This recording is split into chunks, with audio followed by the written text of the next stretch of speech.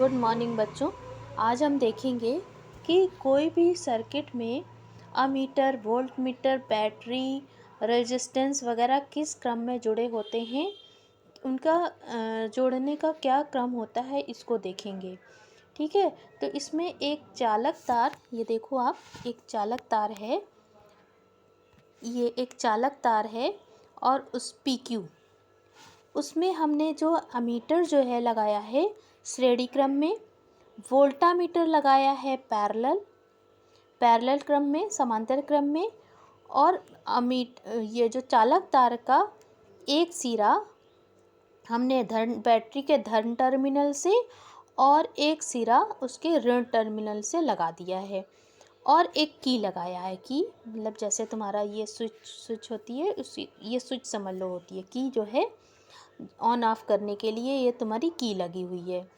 तो PQ एक चालक तार है जिसमें बैटरी के द्वारा धारा भेजी जा रही है। ये एक चालक तार है PQ जिसमें बैटरी के द्वारा क्या है, करंट इसमें फ्लो हो रही है। तार में प्रवाहित धारा के मापन के लिए अमीटर लगाया गया है। तार में जो धारा जो बह रही है उसको नापने के लिए अमीटर A तार के श्रेणी क्रम में जोड़ा गया है। तार के सिरों के बीच विभवांतर नापने के लिए, वोल्टेज नापने के लिए वोल्टामीटर V को समांतर क्रम में जोड़ा गया है। ये मापें यंत्रों पर सीधे एम्पियर और वोल्ट में पढ़ ली जाती हैं। धारा को एम्पियर में नापते हैं और वोल्टेज को वोल्ट में नापते हैं। और ये ध्यान रहना चाहिए कि अमीटर और वोल्टामीटर दोनों का धन टर्मिनल बैटरी के धन टर्मिनल से और ऋण टर्मिनल की ओर रहे। ये रही, ये देखो तुमने, ये हमने लगाया, ये है जो सर्किट कैसे बनाते हैं। ये तुम्हारा बैटरी है, बैटरी का जो प्लस वाला साइन होता है उसके लिए हम एक खड़ी पतली रेखा खींचते हैं और ऋण टर्मिनल के लिए मोटी छोटी रेखा खींचते हैं। इस तरह हम अब डायग्राम बनाते हैं। की को दिखाने के लिए ये एक ब्रैकेट जैसा बना लेते हैं, और ब्रैकेट के बीच में अगर डॉट रखी है तो इसका मतलब है कि हमारा परिपथ बंद है, यानी करंट उस समय फ्लो हो रही है। और अगर हमने इस डॉट को हटा दिया, यानी डॉट नहीं बनाया है, तो इसका मतलब कि करंट अभी इससे फ्लो नहीं हो रही है। ये अमीटर और ये वोल्टामीटर, और ये प्रतिरोध तार को ऐसे ये जिगजैग जो लाइन बनाते हैं, ये प्रतिरोध का साइन होता है, ये चालक तार है।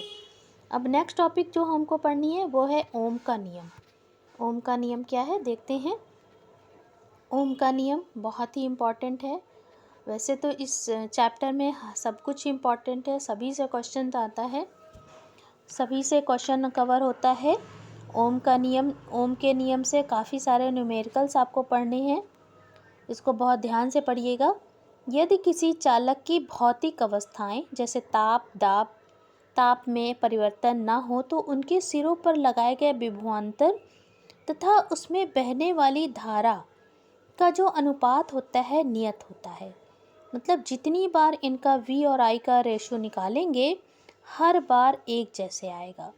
जैसे मान लो तुमने कोई सर्किट, एक ही सर्किट के लिए यहाँ पर बात हो रही है, तो यहाँ पर जो सर्किट है, मान लो एक सर्किट है, जैसे ही हम वोल्टेज और जो वोल्ट यानी विभवांतर और धारा का जो अनुपात होगा ये हर बार नियत होगा।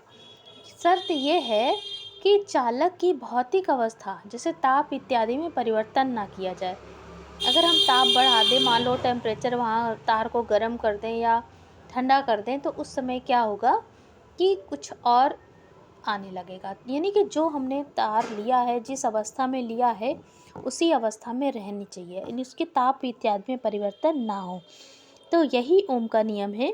यदि किसी चालक की भौतिक अवस्था जैसे ताप इत्यादि में परिवर्तन ना हो तो चालक के सिरों पर लगाए गए विभवांतर तथा उसमें बहने वाली धारा का जो माप होगी, वैद्युत धारा का अनुपात होगा, वह नियत रहेगा। ये ओम का नियम है। यदि चालक के सिरों पर लगाया गया विभवांतर V तथा उसमें बहने वाली धारा है I, तो ओम के नियम के अनुसार V upon I equal to नियतांक। नियतांक मतलब हमेशा स्थिर होगा, हमेशा एक जैसे आएगा। यानी हमने धारा का मान बढ़ाया तो विभवांतर भी बढ़ जाएगा और उन दोनों का जो अनुपात होगा वो फिर एक जैसा आएगा। मान लो कि अगर तुमने जो है तुमने धारा का मान जो है बढ़ा दी, मतलब पहले तुमने धारा 5 एम्पेयर के लिए है और वोल्टेज है 10 वोल्ट का। 10 वोल्ट ऐसे हम समझ सकते हैं V अपॉन I। अगर हमने एक सर्किट बनाया है, उस सर्किट में अगर मान लो तुम्हारा जो वोल्टेज है, विभवांतर है, वो 10 वोल्ट का है और धारा का मान है 5 एम्पियर, तो तुम्हारा जो ये इन दोनों का अनुपात है वो 2 कितना आ रहा है, 2 ओम आ रहा है। ठीक है, 2 आ रहा है, अभी ओम की बात हम नहीं करेंगे, 2 आ रहा है। और फिर अगर हमने दोबारा फिर से हमने क्या किया, करंट को बढ़ा के क्या कर दिया, 10 एम्पियर कर दिया, तो सर्किट में जो वोल्टेज है वो कितना हो जाएगा, 20 वोल्ट का हो जाएगा। तो फिर से इन दोनों का नियतांक, इन दोनों का अनुपात कितना आया, 2 आया।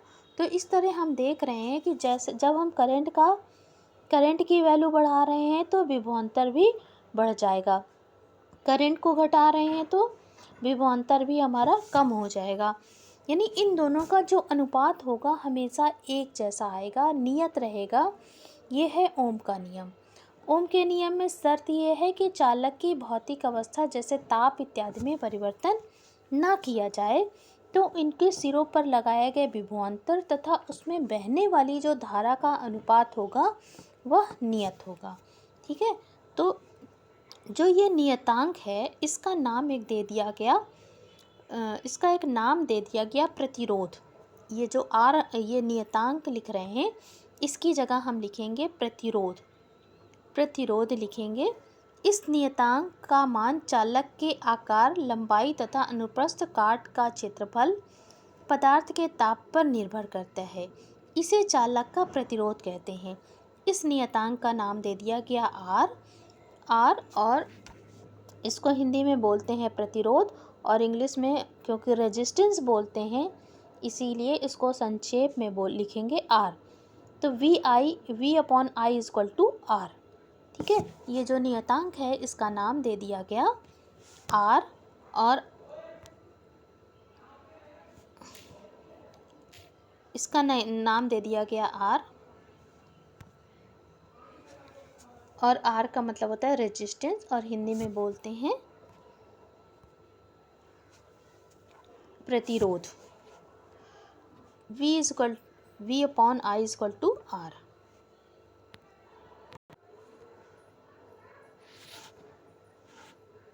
इस प्रकार ओम के नियम के अनुसार जब किसी चालक का ताप तथा अन्य भौतिक अवस्थाएं जैसे लंबाई, परिच्छेद का क्षेत्रफल, चालक पदार्थ इत्यादि नहीं बदलती तो चालक का प्रतिरोध नियत रहता है।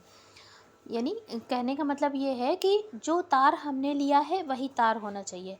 ऐसा नहीं है कि हमने दूसरा तार ले लिया यानी उसकी लंबाई बढ़ा दिया या लंबाई को घटा दिया। और उस मोटा पतला परिच्छेद का क्षेत्रफल मतलब अगर हम मोटा तार ले लेंगे तो उसका क्षेत्रफल क्या हो गया, बढ़ गया। ठीक है, अब दूसरे क्वालिटी का तार ले लिया, दूसरे मेटल का तार ले लिया, तो ये सारी अवस्थाएं बदलनी नहीं चाहिए। नहीं, जो तार मैंने लिया है, जो चालक लिया है वही तार होना चाहिए, वही चालक होना चाहिए। तो वही चीज़ यहाँ पर उन्होंने शर्त रखी है कि ये ओम का नियम कब लागू होता है कि जब किसी चालक के का ताप तथा अन्य भौतिक अवस्थाएं जैसे लंबाई, परिच्छेद का क्षेत्रफल, चालक का पदार्थ इत्यादि नहीं बदलती, तब तक चालक का प्रतिरोध नियत रहता है। यानी V अपॉन I का जो अनुपात होता है, V अपॉन I यानी विभवांतर और धारा का जो अनुपात होगा जिसका नाम दिया गया है प्रतिरोध, वह नियत होगा। ओके, अब तीसरे टॉपिक पे चलते हैं। तीसरा टॉपिक क्या है, यही तीसरा टॉपिक पे हमने क्या किया है, ग्राफ खींचा है। V अपॉन I पे वोल्टेज यानी प्रतिरोध विभवांतर और धारा के बीच में हमने क्या किया है, ग्राफ खींचा है और देखा है कि कैसा ग्राफ हमको मिलता है। ओम का नियम केवल धातु चालकों के लिए ही सत्य है। ओम का नियम सिर्फ मेटेलिक कंडक्टर्स के लिए, यानी मेटल्स के जो तार होते हैं, मेटल्स की जो डिवाइस होती है उसके लिए ही सत्य है। यदि लगाए गए विभवांतर V तथा चालक में प्रवाहित धारा I के बीच ग्राफ खींचे तो यह सरल रेखा होनी चाहिए। हम क्या पढ़ने जा रहे हैं, वैद्युत धारा तथा विभवांतर के मापन के लिए ओम के नियम का सत्यापन। ठीक है, तो हमने क्या किया कि हमने एक ग्राफ हमको खींचना है। तो ग्राफ खींचने के लिए हमने क्या किया कि जो सर्किट बनाया है, सर्किट में हम बार बार क्या कर रहे हैं, धारा का मान बदल रहे हैं। यहाँ पर ये धारा नियंत्रक लगा हुआ है, धारा नियंत्रक के द्वारा हम धारा का मान क्रमशः बढ़ा रहे हैं, घटा रहे हैं। तो देख रहे हैं इसके विभवांतर पे क्या फ़र्क पड़ रहा है, और इन दोनों का जब अनुपात निकालते हैं तो क्या आता है। तो इसके लिए कांस्टेंटन यूरेका अथवा मैग्नीन का तार लेते हैं, जिसे प्रतिरोध तार कहते हैं। इसके श्रेणी क्रम में एक बैटरी, अमीटर, धारा नियंत्रक तथा कुंजी लगाते हैं। ये बैटरी है, ये तुम्हारा कांस्टेंटन यूरेका या मैग्नीन का तार ले लिया है। इससे को एक बैटरी से जोड़ा गया है, और इसमें क्या क्या जोड़ा गया है, अमीटर जोड़ा गया है, कुंजी जोड़ी गई है, धारा नियंत्रक और एक वोल्टामीटर जोड़ दिया गया है। ये सब जोड़ दिया गया है। इसके बाद क्या करते हैं, कुंजी को लगाने पर पूरे परिपथ में वैद्युत धारा बहने लगती है। अब क्या करते हैं, धारा का मान अमीटर तथा तार के सिरों के बीच विभवांतर को पढ़ लेते हैं। फिर धारा नियंत्रक द्वारा परिपथ में बहने वाली धारा का मान बदल कर कई बार अमीटर तथा वोल्टामीटर का पाठ लेते हैं। इन प्रेक्षणों से हम देखते हैं कि प्रत्येक बार V अपॉन I का मान क्या होता है, उतना ही आता है। यानी V अपॉन I का जो अनुपात निकालते हैं वो हर बार एक जैसा आता है और एक सरल रेखा हमको प्राप्त होती है।